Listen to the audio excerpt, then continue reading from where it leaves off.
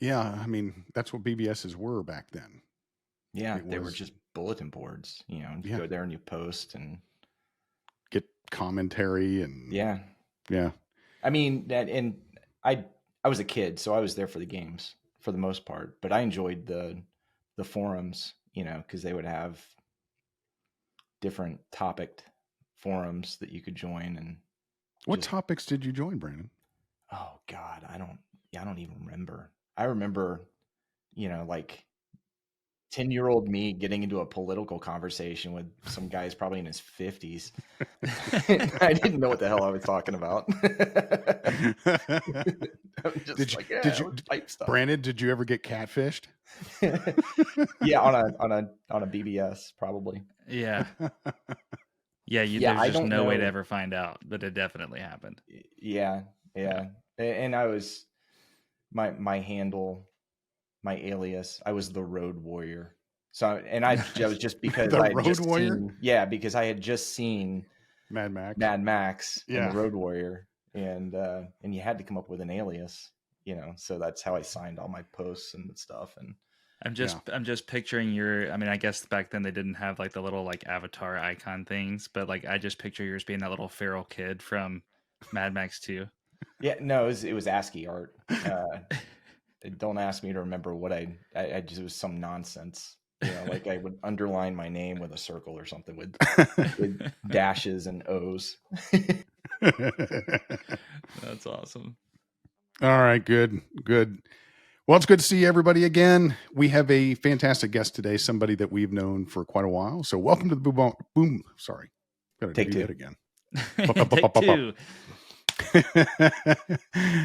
Oh my gosh. So that's what we should do. We should have our little blooper reel or Oh something. yeah. Yeah. Well, I've had like 20 cups of coffee today, so I'm not exactly hydrated in the way I should be hydrated. Yeah, maybe I should be drinking that Zima. Just take the edge off a little bit.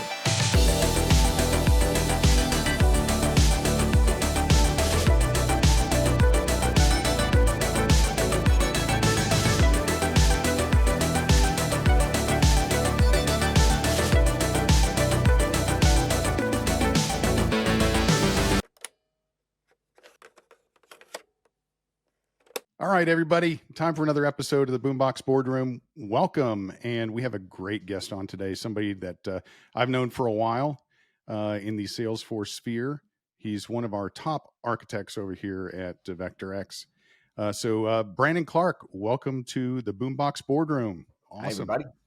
And we've got a lot to talk about today. We're going to dip into vintage computers and, dial up, and also into music and a little bit about Salesforce. But Brandon, why don't you go ahead and introduce yourself to the world here on Spotify, YouTube, Amazon Music, and so forth? Oh, I feel a little obligated to talk about Salesforce, but yeah. No, hello, everybody.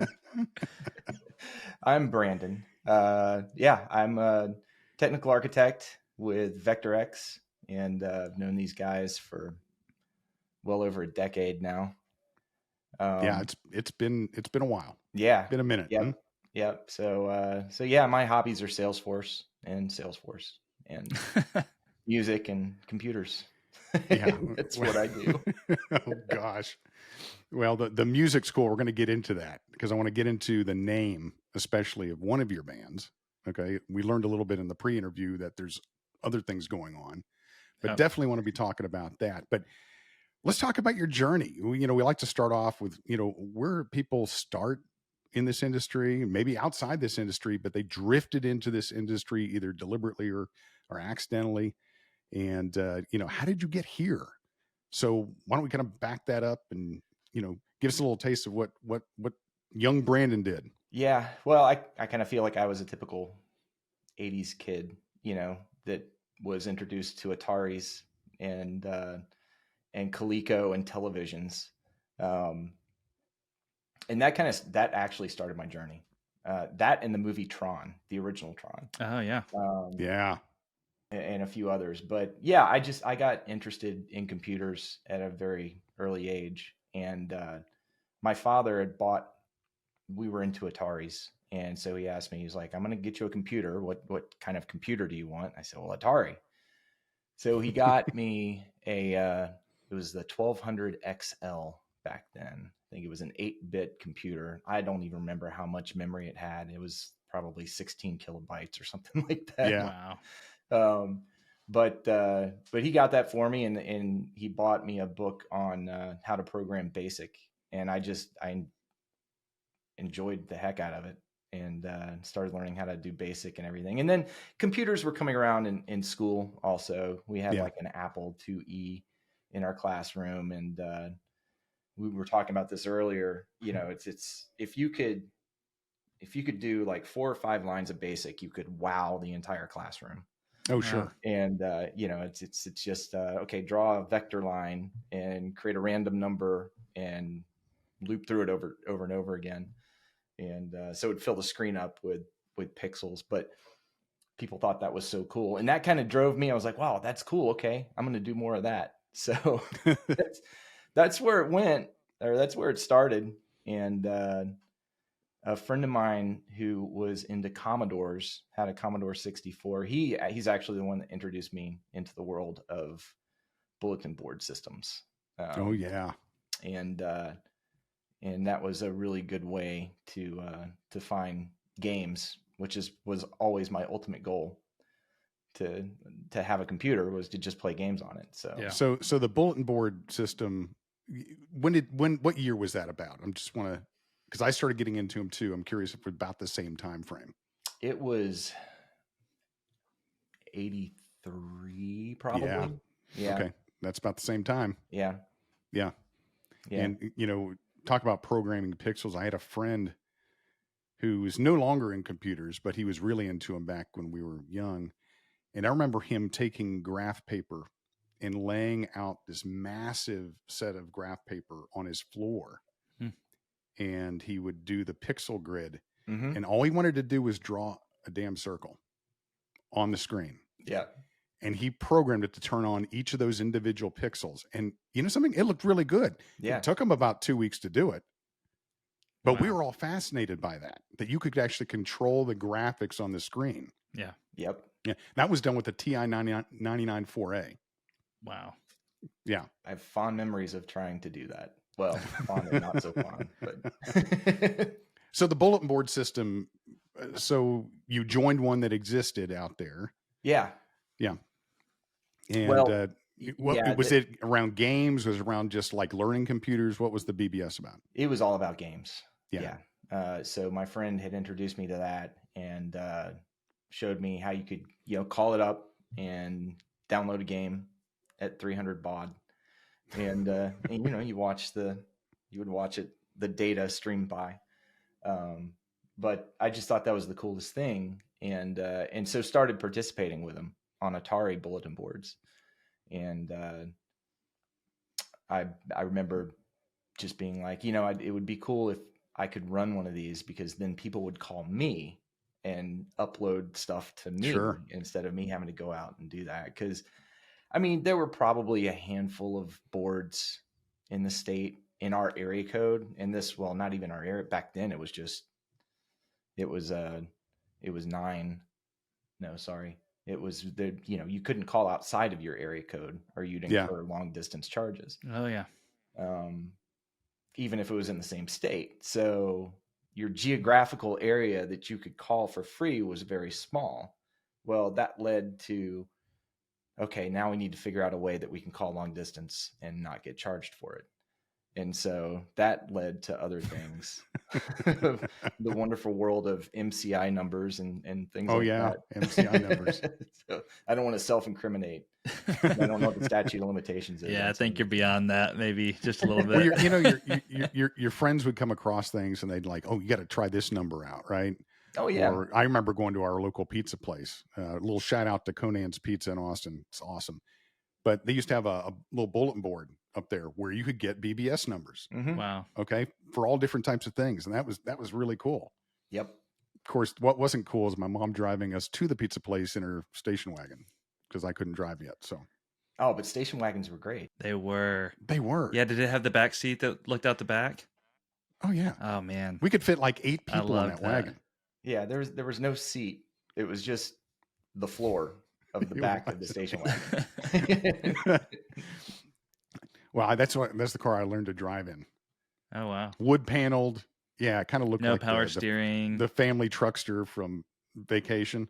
Yeah. But what a great car to learn how to drive, though. You feel like Oh, if you could parallel park that, Bill, you could probably parallel park pretty much big anything. beefy V8. It was awesome, and it was so smooth. Yeah. So smooth. What was your first car, Brandon? Okay, so technically it was a 1984 Ford LTD. Yeah. 4-cylinder. Oh, 4-cylinder. Yeah. Are we talking about the smaller chassis LTDs? Yep. Yeah. Okay, got it. The way I got that was my dad was moving to Chicago for work, and I was 15. And so he bought his company car, which was that car, and gave it to me for what would have become my birthday. Oh. It didn't make it to my birthday. Mechanically or something you did? Both. It ended up throwing a rod somehow. Oof. Oh, okay. You know, since there's a possibility that my mom might see this video, I probably shouldn't say too much about it, other than we don't know how it happened. It just was in the driveway one day and wouldn't start. So Oh gosh. Yeah. So did you have to go back to walking or driving your mom's car or bicycle at the time? All right. So flashback a little bit in time. My father had asked me an obscure question when I was early on in my 15. What kind of cars do you like today? And there happened to be a commercial for a Pontiac Grand Am on TV when he asked me, and I was like, "Oh, I like that car." And so we took the Ford to the Pontiac dealer to get it fixed. And the day came to go pick it up. So we drove up there, and they pull this Pontiac Grand Am around, park it next to our car. And the guy gets out and he hands me the keys. He's like, here's your car. And I'm like, oh, this isn't my car. I've got a Ford. And yeah, so that's my first real car was a Pontiac Grand Am. Oh, that's awesome. Awesome. What year model? It was an 88. So I also had a 1988 Pontiac Grand Am. Wow. Get out of here. Really? I seriously did. I'll send you a picture of it later, but it was maroon. Yeah. With a gray kind of molding along the side. Honestly, the worst car I ever had. Really? It had no power at all. Oh, no. It looked really nice, but oh my gosh, awful. No, awful. Mine was no power. It was blue with gray and dark interior, I think if I remember correctly. But it was decked out. It had ground effects. I mean, it was just. Oh, did you have was it the GT model? It wasn't a GT. Okay. But the dealer had installed a ground effects package on it. So it looked like it was lowered, basically, which, 16-year-old driver, that didn't last very long. I had an affinity for curbs. But, well, it was a good looking car. I had the lowest end model you could possibly get. It's pretty. Yeah, I'm sure that's what 98 horsepower or something like that. It was so bad. Yeah, it had a radio, just radio.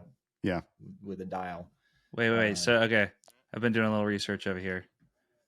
Is this it? Mine looked just like that, but mine was maroon. That was mine, except I had the ground effects on the bottom, so it was. That was exactly it, though. That was the car. Yeah. Oh, we dogged that car out, and it took it until. Oh gosh, that lasted from 88 till probably 95. So I got, for being a teenager with a car. So yeah.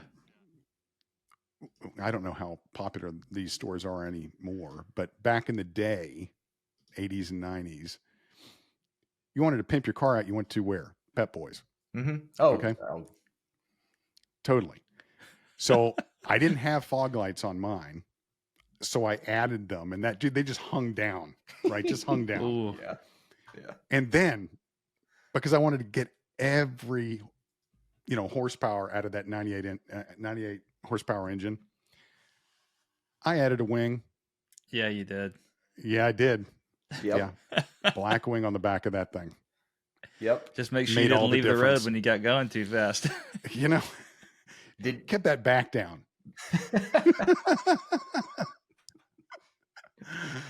Well, let's go back to the B.B.S. really quick. Yeah, because so I did B.B.S. quite a bit, and I went to these kind of clubs in Austin that were like kind of a homebrew, bunch of nerds getting together and so forth. They ran the B.B.S's in there, and met some very interesting people, met some not so interesting people. But what I found was it was really a growing community, right? And where did you go with B.B.S? Did you start your own? Did you just continue to belong to these B.B.S's? What do you do? Well, both. I started my own, but I Mhm. belonged to a lot of other ones primarily to promote mine. Oh, So, and we would all, promote each other's BBSs on each other's sites. So, but yeah, but then I would, go download and add things to my site to make it more Yeah. attractive too. Yeah. But I started out one summer, had gotten a dedicated phone line for this and just hooked it up and acquired some BBS software and started doing it. And I sort of got hooked by it. I mean, it was a lot of fun and being creative and, okay, well, how can I make my site better? And, just what can I do to attract people to come to my site to give me games? And again, I mean, it's all about getting the games. wow. So what we have discovered is you actually have some marketing in you, and you're a capitalist Yeah. pig. It This is did. great. At a young age. Yeah. Wow. Yeah, I was really, really trying to, it was all for one thing. I mean, it was just get the games. How can I better? It's driven out of need. You almost said that like you were like Michael Douglas from Wall Street. Greed is good. Greed is good. So for our younger viewers and including myself a little bit, like what would this experience be like? So you go to this site, like what is that like for someone maybe in comparison to something they'd see today? Well, I mean, it's like having, all right. So it's kind of, because I'm going through this again today when we talk about the music side of everything. Okay. It's like having your own Facebook page. Yeah. Right. And trying to attract people to come like your page. Social media, it's all about getting likes and follows. And it's pretty much the same thing. I mean, not much has changed, just the mechanism to get to where you want to go. Instead of having to dial specific numbers to get to a site to do different things, you have a web address that you go to. Right. But yeah, it's just like that. Just like having your own website, driving people and traffic to your website. Wow. So you're basically using a phone number type thing to access that website versus the URL, like you were saying. Yeah. Yep. Wow. And, there wasn't the concept of the internet back then, or there was, but it hadn't really gone mainstream. So the access point to get to a BBS was a phone line. Okay. So if you had one phone line, one person could be accessing your BBS at one time, right? So it's you would call and you get a busy signal and you'd be like, well, crap, hang up and try back later, So what that promoted was, I need more lines. Now I need more lines. And so I can't remember how many lines I had at one point. It was a number of them, but I mean, that gets expensive. Phone lines were pretty expensive. Really expensive. Yeah. And then the hardware, you need a modem for each phone line. And then you need I can't remember the name of the hardware that we use to connect multiple modems together for the life of me, I can't remember that right now. But you needed an early switch of something. Yeah, you needed something to hook all those modem lines into your computer. Wow. So that's how it grew. What baud rate? Well, it maxed out at 96.2 something, I think, K. Okay. That was pretty good back then. Yeah. Well, I mean, we're talking like it was probably, when I stopped doing this, it was probably 88 or 89. Yeah. Okay. Yeah. And so the technology, it's just was it Moore's law? You go from 300 baud to 600 baud to 1200 baud to 2400 baud, and then it goes on from there. Wow. But yeah, that was the other part of it too, is keeping up with the technology, because it didn't seem like it at the time, but looking back, it was moving pretty rapidly. Yeah. Brandon, have you ever watched a show called Halt and Catch Fire? I've heard of it. Yeah. I'm going to encourage you and everybody else to watch this show. It was on AMC. It was like, when Mad Men was out and Walking Dead was out, it was out as well. Lee Pace is in it. Somebody else, but it's really, really well done. It was only on for 4 seasons, but it starts in 1983 with the birth of the IBM clones. But in the second season, it picks up with the start of really, a B.B.S style gaming company. Yeah. Right.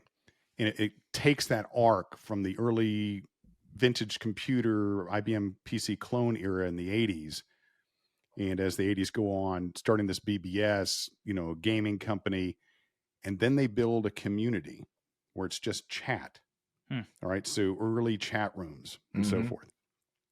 And that, of course, evolves in the next few seasons, getting into early internet, and then ultimately internet search, which is the holy grail, right? So I encourage everybody, because it's just wonderfully acted, lots of good, character drama, but it really takes you across probably 30 years of tech history. Yeah. And they do it incredibly well. You'll absolutely relate to what you see in this. I'll have to check that one out. Yeah, no, absolutely do that. So Brandon, from that point, from the point where you're like at your own house, putting all these pieces together, building your own systems, bunch of phone lines coming into your house, which, I mean, back then that was a different line from the pole every time, right? I mean, oh yeah. So you just got this like nest coming to your house. So give us kind of like the 2-minute version of like how you ended up in the Salesforce ecosystem from there. Oh, wow. It's a long journey. It's a long, okay. So maybe a few more than 2 minutes. Well, that laid the foundation just for all right, this will be probably boring conversation, but it's all about, it's kind of like the critical thinking that you need, and the way that you think, the problem solving part of it. I really enjoyed that piece of it. And so whenever I had opportunities to do things like that, I'd sign up for it. For instance, I had gotten into spreadsheets and databases. Like I was into FoxPro, primarily because my father had started a business. He had written a book, and he needed a way to track orders. So he had placed these ads in trade magazines all over the place, and these orders started coming in for his book. And so we needed a way to track that. So I was like, well, we could use a spreadsheet. And I started doing it that way. And I was like, well, spreadsheets, yeah, that's not great. I could build something. And so I just, I was FoxPro. I got a copy of FoxPro and started learning database structures and, what are relationships between tables and all that stuff. Wow. So that got me into kind of the data side of it. Fast forward to 1992, probably. I was working for a local radio station. I had kind of given up computers in favor of music at this point. But I was working at a local radio station, Z93, Atlanta's classic rock station. And I was it was just a really basic job where we would cold call people to try to get them to sign up for the listener club. Oh, okay. And you get a sheet of numbers and names to call each day. And that turns out that was all managed by RBase. So another flavor of database. Oh yeah. It broke, and they were like, "We don't know what to do." And so I said, "I'll take a look at it," and went out and bought a book on RBase, and then sort of just became the database administrator for that section of Z93. Not making any more than I was making doing cold calls, but I was having fun still. And I got to hang out. I mean, it was a cool job. You get to hang out with some radio personalities, and we go up there and actually the lady that got me the job would DJ at midnight up there. And Nice. so we just go hang out and do stupid stuff and have fun. But yeah, I mean, I say that because that was kind of the journey that eventually, I gave up on trying to make a living being a musician and decided to get married and realized I need to make money. How can I go make money? Well, I know computers a little bit. So I found a job doing Access database work. And it just that led me to doing Siebel CRM, which led me to doing Salesforce. So that was my journey in a nutshell. Brandon, our lives, our experiences really track really closely. Really? So you mentioned Foxborough. I was like, oh my gosh, I'm having PTSD from Foxborough. Yeah. Yep. I went to work for my dad's company. One of the very first things I did, we had a parts inventory for it was a environmental engineering company. And they said, okay, your assignment over the summer is to build a database for this. And I was like, I have no idea. So I had to learn. And it was all Foxborough. Yep. Yeah. And it was a pretty capable system. Oh, yeah. But ultimately that led to, doing some other engineering things, but working on their ERP system, but also a lot of Microsoft Access. And then when I got into Microsoft Access, that kind of just opened the door for so many other things because everybody was looking for Access DBs then. Oh, yeah. Yeah. Wow. Well, and then it opens the door to like some scripting, and you learn VB script and whatever it was called in Access back then. But yeah, so I left an important part out in my journey that led me to Access, actually, and it kind of ties the B.B.S. along with how I got here. So in '93, I met through some friends. I met a guy that was trying to start a business. He was, I don't know if you guys know this business at all, but they're called locators. They're vending locators. Back then, yeah. You have vending machine. You have people that buy vending machines, and you could use a location service to find places to put those vending machines. Oh, okay. And he had this idea to start a bulletin board with all the locations that he had available. So if you're a vending machine owner, you could call in and find, okay, I want to do this. And it's pre-internet. I mean, it was a perfect use case for stuff that it was an application, an internet app. But it didn't exist. So he had found out that I had run BBSs. So he hired me to start his BBS. And so through that relationship, the BBS never got up off the ground. Internet came, and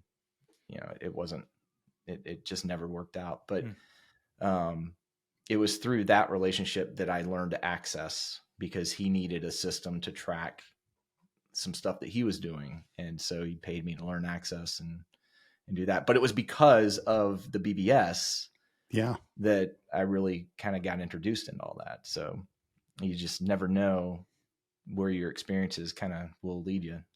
Yeah. Well, and obviously Salesforce looks very different than it did, early on. Very different. So how, like for you, how was that entry into Salesforce as far as the tech, what you were doing? Like, were you just an administrator going in and making a few changes here and there, or were you crafting new structure? Like what exactly did that look like early on? My first introduction to Salesforce was the company that I work for was on Siebel CRM, which was the gold standard of CRM back in the late 90s, Okay. early 2000s. And they were migrating to Salesforce. And we had built some integrations into Siebel. So I got tasked with moving those integrations over to Salesforce. And so it was, hey, go take these integrations that you built in .NET and go make them work in Salesforce. Oh, so wow. that was it. Yeah, I was like, okay, well, figure out how Salesforce works now. But I mean, coming from Siebel, already understanding CRM concepts and kind of the idea of working within a package like that, Yeah. wasn't that hard of a transition. The hardest transition was dealing with the multi-tenancy stuff. So, what do you mean I can only do 50 queries in this call, or I can only have 50,000 records coming back, which I don't even think that was the limit back then. It might be even smaller. Technology has limits. Yeah. But I talk to people all the time. Actually, my guitar player in one of my bands works for Home Depot. I feel like I can say that. We can bleep it out if we need to. Yeah. But he's a developer, Java developer over there, and he got moved onto a Salesforce team, and he absolutely hated it. Because he's a Java developer. He's used to having complete control over everything. No guardrails. No, nothing. One of the things you kind of have to let go of when you're doing Salesforce. So we definitely need to get to the music, but Jared, this is a very appropriate time before we dig into the music. I think there's a photo that we need to share. Oh, absolutely. Oh yeah, bring that up. And I have seen this one, so. Oh yeah. Yep. I mean, that's just what's pure what joy. Is going on? What's going on with the pant leg there? Is there writing on that? So of course there's writing on that, but what is it? Yeah, I think I was probably 17 in that picture. Still driving the Pontiac? Oh, absolutely. Yeah. Yeah. I hadn't destroyed it yet. But for whatever reason, people like to draw on my jeans, and that was just what was going on at the time. So, and that hair, gosh, it's so reminiscent of the 80s. That's awesome. Yeah, well, you should. And this is where our lives kind of diverted there, Brandon, because I never had hair like that ever. Well, and that's the remnants of a perm that I thought was a good idea, and I got home and realized that was a horrible idea. I bet you looked like, and this is really going back, so I know some people won't even get this reference, but you probably looked like that guy from like Blue Lagoon. Oh, it absolutely did. I had like the tight curls in the mullet part of my. Oh my gosh! I can see Jared like, I've got to go look this up later, but without a doubt, if you had that blonde hair and perm, dude, you would have been an extra in Stranger Things all day long. Oh yeah. It was horrifying. That's awesome. That's great. So what, I assume in the Grand Am you were playing like AC/DC or something like that. I mean, what were you rocking to? So AC/DC is one of my all-time favorite bands. So mine too. Always be listening to AC/DC. But back then, no, I was huge into like Tesla and Queensryche. You really? And Zeppelin, and I mean, you name it. But Tesla and Queensryche at that particular point in time were huge. Yeah. Yeah. Oh, I think awesome. Operation Mindcrime had just come out, and that album just blew me away. All right, so let's talk about. So you do music. You're a musician. That was where you started. That was how you very indirectly got into the tech and then Salesforce space. But what does that look like for you now? So there's a long story. I've been playing music all my life. My mom really was the influence for that. We talk about the computers being my dad's influence. My mom was the musical influence. Yeah. Kind of the yin and yang thing going on. But she was a violinist, And so we always had musical instruments around the house. So I, from a young age, would just pluck guitars and bang on keyboards or pianos. But anyways, that led up to joining a band in high school, and I fell in love with it. And playing rock, and more the performing side, it's still terrifying to perform, but it's like an adrenaline rush, I guess, kind of like jumping out of an airplane. Yeah. Actually, it is like jumping out of an airplane. So playing live is exactly like jumping out of an airplane, because once you start, I mean, there's no going back. You can't stop. It's you have jumped, and your parachute better be tied on. If it doesn't go right, you might die. I mean, that's basically yeah. Well, stage fright's a thing, but anyway, so yeah, I played in bands. We did a lot of original music and tried to make that work all the way up until probably like 97, 98. We gave it a good 10 years to try to do it. But yeah, but it's something that has always been with me, and recently rediscovered it. There was a while where I didn't play, but rediscovered it, started another band with the guys that I used to play with, playing guitar primarily, and our bass player quit. And so it's hard to find bass players. So usually what happens when you're in a band with two guitar players and the bass player leaves, both guitar players look at each other and say, not it. And the one that loses plays bass. Okay. So that was me. I ended up picking up bass, and but it was great. I absolutely love playing bass now. So that band had a lifespan, and COVID, it was already on its way down, but COVID pretty much killed it. Okay. And so recently started a new band, decided I wanted to learn how to sing. And so started the process of learning how to sing. And I'd always been self-taught, and I tried to go self-taught with singing and realized that that's not a good thing. So I have a really good vocal coach now that just made me realize I probably should have took lessons for everything back in the day. But pretty good advice. Yeah. Go take lessons. So do you enjoy singing now?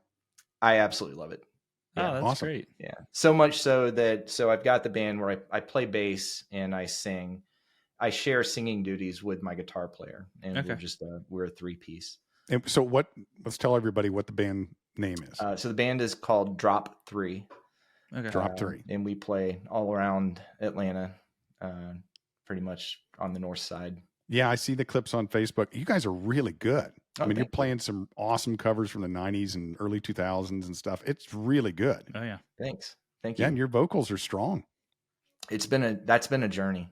It's definitely, actually, I was talking to my vocal coach last week about it, because, you have steps in progression. And I look back a year ago, and I was thinking a year ago, it's like, wow, I'm really getting into this. I'm really starting to sound good. And then 6 months after that, I look back 6 months in the past. I'm like, wow, I was terrible back then, but now I'm feeling pretty good about it. Yeah. And then, 6 months more, and I look back, and I'm like, man, I sucked.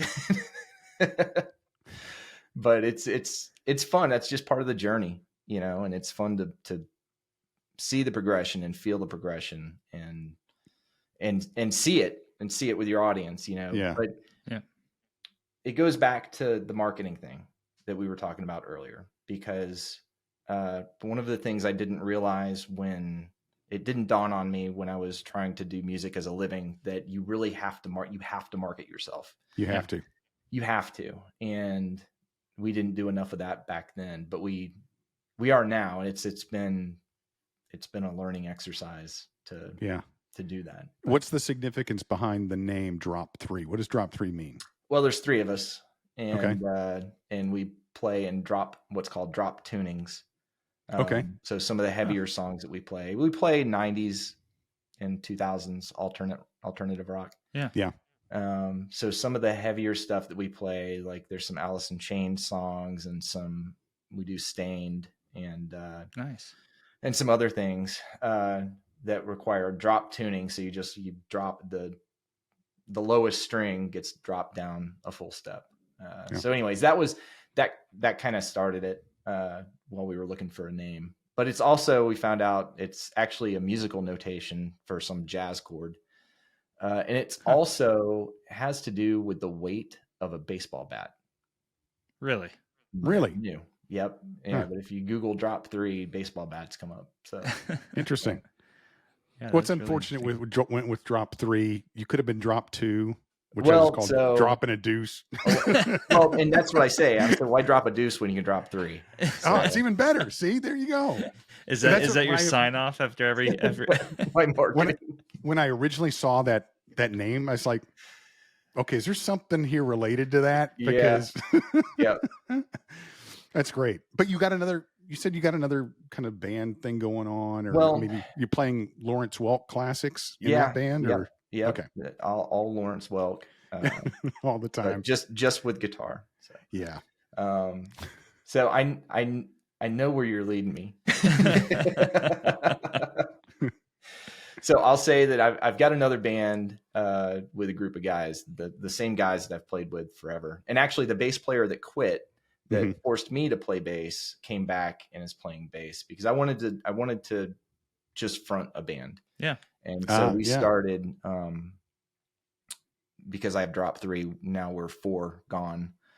Nice. So that's my other band that I just sing on and play a little bit of guitar. Yeah. Got But we also, because I don't have enough going on, my guitar player in Drop3 and I have started an acoustic duo, and we call that side piece. So Nice. Yeah. that's our side piece, which my wife was strangely okay with the name. So Yeah. That's okay. That's okay. I think it's great, man. Because I know how incredibly talented you are. I know how hard you work for our customers over here. And just the other things you kind of fill your life with beyond your family, right? I think it's awesome. I don't have really a hobby like that. I'm hoping as time goes on, I develop one. It won't be music, I can assure you. and again, our lives track so closely. My grandmother was a very well-known concert violinist up in the Northeast. Oh, wow. And she passed years ago, 40 years ago. But yeah, her Stradivarius is at, I think, the New England College of Music or something like that. Oh, wow. Yeah. And so I grew up with hearing her play that, but I have I can't do anything with music at all. Yeah. Jared, can you do anything? Or are you No, equally as untalented as I me? played the saxophone in band growing up, marching and concert band, and then dropped that to play football. It's hard to march and play at the same time. And so, yeah. Okay. And then I bought a guitar and a fiddle, and I don't know how to play either. So, Yeah. but they're Okay. right over here. I have them. Well, you have to hang it on your wall at least. So. That's awesome. But man, thanks so much for being on the podcast. Yeah, thanks for having me, guys. This has been great. And we'll have you come back on, and maybe we'll do a live set sometime you can play. Oh, That'd be wow. Yeah. outstanding. Our first live music thing, because we have a few musicians. Well, we have a few musicians here at VectorX, right? Mike plays and so forth. And But we could just live stream a show. yeah. Oh yeah, we'll just come down and live stream from a Drop3 concert down in Marietta or something. Yeah, so we're gonna get a cowbell, and Jared's gonna stand in the background just playing that cowbell hard. No, I'm not. I'm gonna hold the cowbell and scream more cowbell. Yeah, that's what you have to do when you have cowbell. And then say Freebird at the end. Yeah. Well, thanks everybody for joining the Boombox Boardroom, and we look forward to seeing you next time. See ya. Later. Bye.